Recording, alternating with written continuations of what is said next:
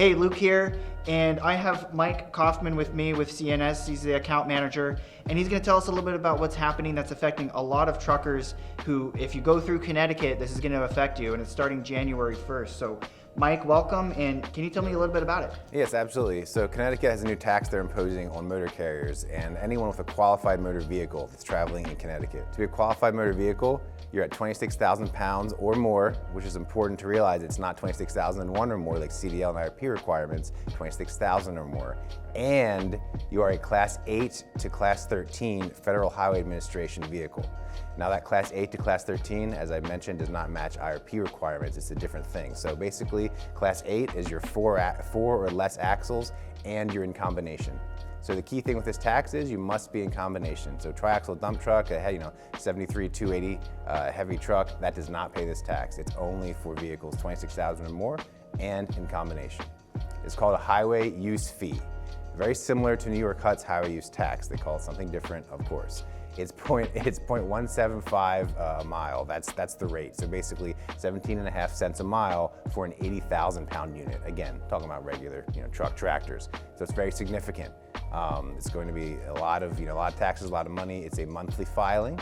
So CNS can help get you set up with an account there, and we can manage it for you and make sure you're doing your filings. But it's very important to be registered with Connecticut. There are no trip permits. I verify that with them. It's a monthly filing for everybody.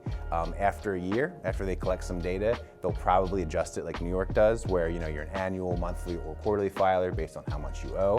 But as of right now, basically the bottom line is if you got a qualified motor vehicle, which I've mentioned earlier, and you're traveling in Connecticut, even if it's for 50 feet, right? No matter what, even if it's once a year for a couple miles, you have to get the account as of right now, and you have to do the filings. $50 late fee for not doing your 0 monthly filing if you don't go there, of course, or 10% of tax owed. So let's say you owe $1,000, you don't file in time, you're paying a $100 fine a month.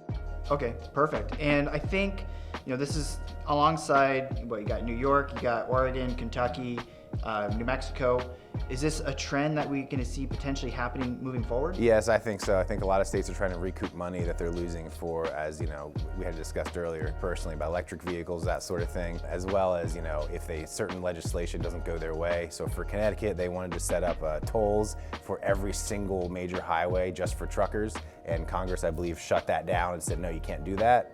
But this is their response. Well, hey, we can't get the money that way. Now we're going to have this highway use fee. So I think you're going to see that more and more with different states. But yeah, you're correct. There are 5 big ones right now: New York, Kentucky, Oregon, New Mexico, and now Connecticut is added to that list. And this is important to note, Connecticut is a part of IFTA, so you want to tell me a little bit about that? That's correct. So Connecticut, unlike Oregon, now Oregon has a weight mile tax of 25 cents a mile. The reason it's so high, which is incredibly high, is because they don't participate in IFTA. Now, you still, let's say you're based in Oregon and you leave the state. You still have an IFTA account and you file, right? And you file your Oregon miles just like every other state. But Oregon doesn't actually get any money from IFTA. If you'll notice on your IFTA 101, it's always 0 for Oregon. They actually call it a weight distance tax. That's why that's so high. Now, Connecticut, it's pretty high. It's, like I said, round up to 18 cents a mile. Pretty close to Oregon, but you're also paying your fuel taxes to Connecticut. They didn't do away with their fuel tax rate. So again, just a way for the states to, try to recoup money for, infrastructure and whatever else they need. But, it is what it is kind of thing. Yeah, and this is something, there's a lot of licensing, permits, requirements that truckers have to deal with, taxes. And if it's confusing, if it's complicated, and you just want someone like us at CNS to handle it for you, we have a PSM program where we have our team. We can handle all of this stuff, whether it's a monthly basis, a quarterly basis, and then the annual items as well. You can check out cnsprotects.com and really just fill out the form below, and we'll have one of our team members contact you right away. Is there anything that truck drivers can do to fight something like this moving forward if there are other states looking at doing this? Right. Well, a lot of time, with things in the Federal Register, they have comment periods. You can make comments. Honestly, for stuff like this, you can write to state legislators, representatives, etc. Disputing it, that's really all you can do. Is write letters, emails, whatever. Contact whoever from the state, but. Once obviously something's rolled out, there's no way to appeal it or try to say you're exempt.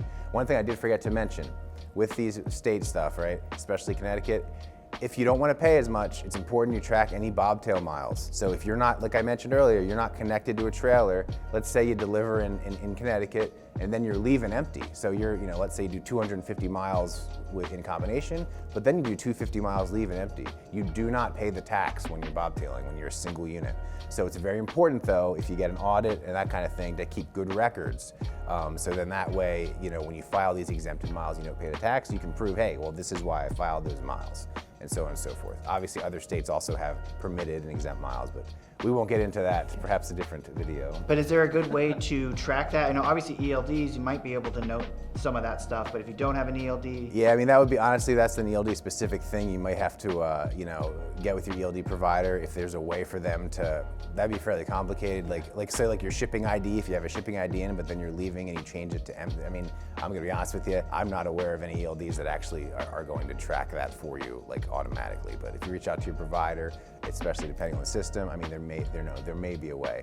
ELDs do track toll miles, but for Connecticut, again, the exempt ones aren't toll miles. It's bobtailing. It's not unladen, but bobtailing, like your one unit. Yeah, if there's enough pushback to some of these ELD providers, the bigger ones, and there's enough people mentioning, hey, we want this, it is something that can change. I know, Oregon, when there was first being rolled out, there was a lot of different ways that they were trying to nitpick and figure out how to track certain items where it's less hands-on for the drivers themselves. But yeah, well, I appreciate it. Thanks for letting us know Absolutely. about it. No problem. And again, check out the website, cnsprotects.com, fill out the form below and give us a call, and we'll help you get in compliance. January 1st is when the Connecticut rule goes into effect, and the first filing has to happen by February 28th because of the monthly fees. So That's there correct. You can register now, though. Register early to get it out of the way.